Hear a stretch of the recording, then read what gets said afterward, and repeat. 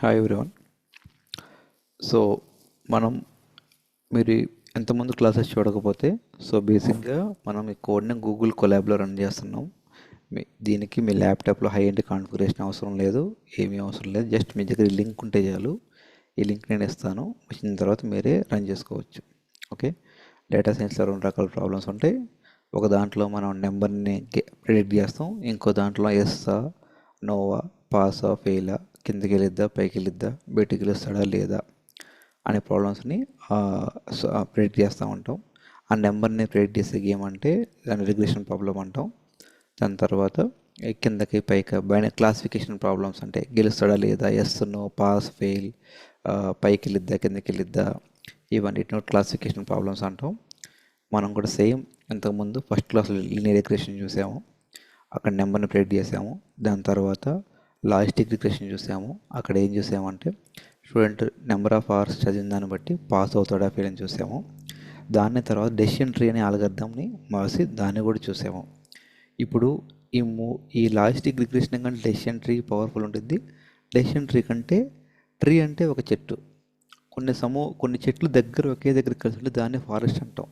ఒకడు ఏం చేశాడంటే, అరే ఒక్కొక్క ఆల్గరిథం ఒక్కొక్క ట్రీ ఎంతసేపు చేయాలరా, మనం ఇవన్నీ ట్రీని ఒక దగ్గర తీసుకొచ్చి ఒక ర్యాండమ్ ఫారెస్ట్ అందాము, ఇక్కడ చాలా ట్రీస్ని బిల్డ్ చేసి మనం ప్రెడిక్ట్ చేద్దాము, దీనివల్ల మోడల్లో ఎక్యురసీ బాగా పెరిగిద్ది అని ఒక థియరిటికల్ కాన్సెప్ట్తో వచ్చాడు. కానీ అది యాక్చువల్ సక్సెస్ఫుల్ అయింది. ర్యాండమ్ ఫారెస్ట్ అనేది రియల్ టైంలో డేటా సైన్స్లో అందరూ కూడా first linear regression logistic regression apply చేయరు. ర్యాండమ్ రిగ్రెషన్ క్లాసిఫికేషన్ ప్రాబ్లమ్స్ మీద వాళ్ళు ఎప్పుడు కూడా ఫస్ట్ ర్యాండమ్ ఫారెస్ట్ వేస్తారు. Okay, random forest is somehow ఇది బెస్ట్ అల్గరిథం అనమాట. మనం ఏం చేసినా ర్యాండమ్ ఫారెస్ట్ మీద అన్ని అల్గరిథమ్స్ మీద కొంచెం బెటర్ రిజల్ట్ ఇస్తుంది అనమాట ఇది. సో ఇది చాలా ఇంపార్టెంట్ అనమాట. సో ఇక్కడ అగైన్ నా ఆబ్జెక్ట్ మీకు కాంప్లికేటెడ్ కాన్సెప్ట్ స్టార్టింగ్ నేర్పిద్దామని కాదు. ఆబ్జెక్టివ్ ఏంటంటే, నీకు అసలు టెక్నాలజీ గురించి ఏం రాకపోయినా అసలు నీకు యూట్యూబ్ అని కొట్టడం వస్తే చాలు, నీకు క్రోమ్లో అది ఉంటే చాలు, నీకు మామూలుగా డేటా సైన్స్ నేర్పిస్తా. ఓకే, సో ఇవేంట్రా అంటే ఇంపోర్టింగ్ లైబ్రరీస్. మనకంటే ముందు చాలా గొప్ప వాళ్ళు మనకు కొన్ని రాసి పెట్టారు, మనం వాటిని వాడుకుంటున్నాం. సో ఇక్కడికి వచ్చి ప్లే బటన్ నొక్కు, అది ఎగ్జిక్యూట్ అయిపోయింది. లేకపోతే షిఫ్ట్ బటన్ ఎంటర్ నొక్కు, అలా కూడా ఎగ్జిక్యూట్ అయిపోయింది. ఓకే, ఇదంతా లోడ్ చేసుకుంటుంది. ఇప్పుడు ఇది గూగులోడే పైథాన్ ఇన్స్టాల్ చేసి మనకి ఇచ్చిండు, పైథాన్ ఈ లైబ్రరీస్ అని ఇన్స్టాల్ చేసి ఇచ్చిండు మనకి, మనం ఏం చేయక్కర్లా. ఓకే, ఇది అయిపోయిన తర్వాత ఇక్కడ డేటా ఫ్రేమ్ అని ఒకటి ఉండిద్ది. ఎంతవరకు మేము డేటా చూపించాను కదా, డేటాను లోడ్ చేశాను కదా. ఇప్పుడు ఒక అడ్వాన్స్డ్ కాన్సెప్ట్ అని ఉంది. ఇక్కడ ఆర్ స్టడీడ్ అని చెప్పి 1 2 3 4 5 6 7 ఉంది. వాడు పాస్ అయిన నెంబర్లు ఉన్నాయి. ఇది టేబుల్లో రావడానికి మనం ఇక్కడ pd.data frame అని చెప్పి ఒక కమాండ్ వాడాం. ఏంటంటే దీని పేరే పాండాస్ లైబ్రరీ అనమాట. పాండాస్ అనే లైబ్రరీని అసలు డేటా సైంటిస్ట్ నోటికి పాండాస్ అనే లైబ్రరీ రావాలా, అది మ్యాండేటరీగా. సరేనా, అన్నిటికంటే ఈజియెస్ట్ లైబ్రరీ కూడా అదే. మళ్ళీ అది ఏం చేస్తుందంటే ఒక టేబుల్ లాగా డేటాను మనం చూపిస్తుంది. దాన్ని వాడి మన దాని మీద మోడల్స్ బిల్డ్ చేస్తాం. ఓకే, అందుకే ఇక్కడ రో నెంబర్ 2 చూస్తే ఇంపోర్ట్ పాండాస్ యాజ్ పీడీ అని ఉంది. అంటే ఆ మామూలుగా అయితే మనం డేటా ఫ్రేమ్ క్రియేట్ చేయాలంటే పాండాస్.డేటా ఫ్రేమ్ అని కొట్టాలా. కానీ మనకు బద్ధకం ఎక్కువ కాబట్టి మనం ఒక షార్ట్ కట్ పేరు ఇచ్చుకున్నాం, ముద్దు పేరు కూడా పెట్టుకున్నాం. అరే పాండాస్ని నేను ఎప్పుడు ఊరికే పాండాస్ అని టైప్ చేయలేను, దానికి పీడీ అని ఒక పేరు పెట్టుకుంటా. నేను పీడీ అని ఎప్పుడు పిలిచినా అది పాండాస్ అని ఊహించుకొని చెప్తున్నాను అనమాట ఇక్కడ. అది దీని మీనింగ్ అర్థం. నంపైన ఎన్పి అని, మ్యాట్ ప్లాట్ డిప్ పైల్ ప్లాట్ని పిఎల్టీ అని ఇవన్నీ షార్ట్ కట్ నేమ్స్ పెట్టుకున్నాం మనం. సరేనా, ఓకే. తీసుకున్న తర్వాత డేటాను లోడ్ చేసుకున్న తర్వాత దీన్ని ఏం చేద్దాం చూద్దాం. ఇన్ఫో అర్థం చేసుకుందాం. ఇన్ఫో అంటారు, ఇంకో లైన్ కూడా యాడ్ చేసుకోవచ్చు నువ్వు ఇక్కడ. దాన్ని df.describe అని అంటారు, df.describe అని కూడా అంటారు. ఓకే, దీన్ని కూడా చూసుకో నువ్వు. ఓకే, దాని తర్వాత నువ్వు ప్రిడిక్ట్ చేయాల్సిన దాన్ని y అనే కాలంలో పెట్టుకో, నీ ఇన్పుట్ని x అనే కాలంలో పెట్టుకో. ఓకే, సేమ్ అప్పట్లాగానే మిగిలిన క్లాస్ ట్రైన్ టెస్ట్ స్ప్లిట్, ఇది అన్ని ఆల్గరిథంలో సేమ్. ఇక మీకు ఏ ఆల్గరిథం చూసినా ఈ ట్రైన్ టెస్ట్ స్ప్లిట్ దాకా మొత్తం సేమే. సరేనా, ఇక్కడ ఈ ట్రైనింగ్ మోడల్ దగ్గర మటుకు నువ్వు పేరు మారుస్తావు. ర్యాండమ్ ఫారెస్ట్ రిగ్రెషన్ ఉంటుంది, ర్యాండమ్ ఫారెస్ట్ క్లాసిఫైయర్ 2 ఆల్గరిథమ్స్ ఉన్నాయి. ఇది మనం పాస్ అవుతాడా ఫేస్ అని చూస్తున్నాం కాబట్టి క్లాసిఫైయర్ ఆల్గరిథం వాడాం. దీంట్లో ఎన్ ఎస్టిమేటర్ అని, మ్యాక్సిమం డెప్త్ అని, ర్యాండమ్ స్టేట్ అని చెప్పి 3 పారామీటర్స్ ఉన్నాయి.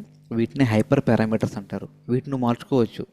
నీకు 100 కాడ 200, మ్యాక్స్ డెప్త్ కాడ 3.5, ర్యాండమ్ స్టేట్ 40 కూడా 100 డేస్ కానీ పెట్టుకో. సరేనా? నీకు ఇష్టం పెట్టుకొని మోడల్ని ట్రైన్ చేయి. ఓకే, ఇది చిన్న డేటా కాబట్టి వెంటనే ట్రైన్ అయిపోయింది.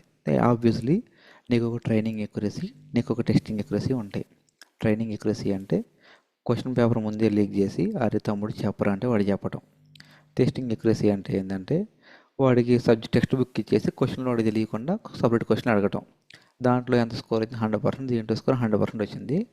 కానీ రియల్ టైం అట్లా రాదు. ఇది ఎగ్జాంపుల్ కాబట్టి నీకు అట్లా వస్తున్నాయి.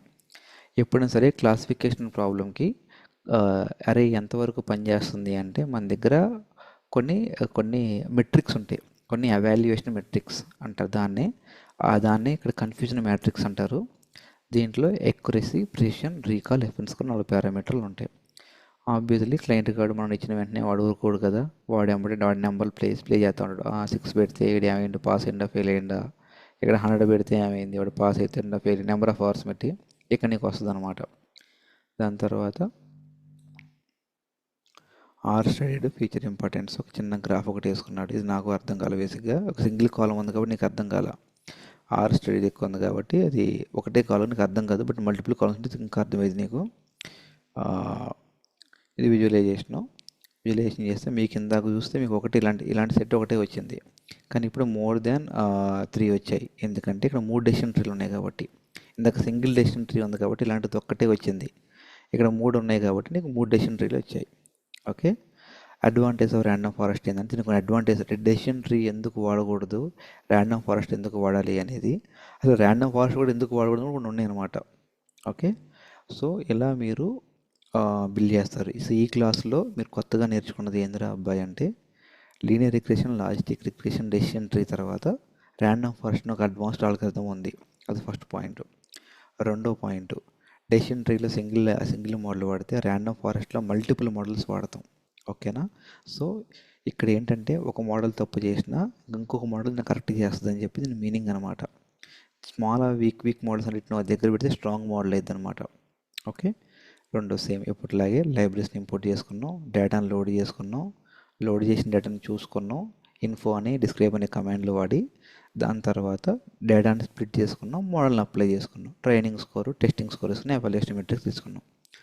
ఓకే, మనం స్టార్టింగ్లో ఒక ప్రాబ్లం మట్టుకి నెంబర్ గేమ్ వాడాము, దాన్ని క్లాసిఫైయింగ్ గేమ్సే ఆడుకుంటూ వచ్చాము. బట్ నెంబర్ గేమ్ కూడా మనం ఇంకోటి ఆడదాము. ఇది ర్యాండమ్ ఫారెస్ట్ క్లాసిఫైయర్ కదా. నెక్స్ట్ క్లాస్లో ర్యాండమ్ ఫారెస్ట్ రిగ్రెసర్ చూద్దాం. సేమ్ ఇదే కాన్సెప్ట్.